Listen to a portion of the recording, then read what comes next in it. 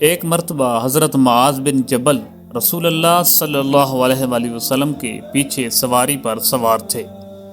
آپ صلی اللہ علیہ وآلہ وسلم نے فرمایا، اے معاذ، میں نے عرض کیا، حاضر ہوں یا رسول اللہ۔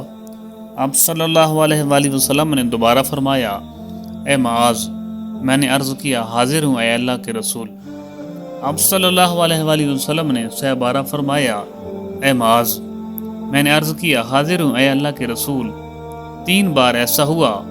اس کے بعد آپ صلی اللہ علیہ وآلہ وسلم نے فرمایا کہ جو شخص سچے دل سے اس بات کی گواہی دے کہ اللہ کے سوا کوئی معبود نہیں اور محمد صلی اللہ علیہ وآلہ وسلم اللہ کے سچے رسول ہیں، اللہ تعالیٰ اس کو دوزخ کی آگ پر حرام کر دیتا ہے۔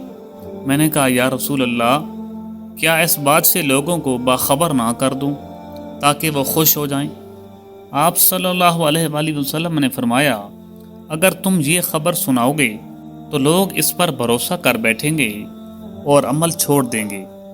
حضرت معاذ رضی اللہ تعالی عنہ نے انتقال کے وقت یہ حدیث اس خیال سے بیان فرما دی کہ کہیں حدیث رسول چھپانے کے گناہ پر ان سے آخرت میں مواخذہ نہ ہو۔ صحیح بخاری، حدیث نمبر 128۔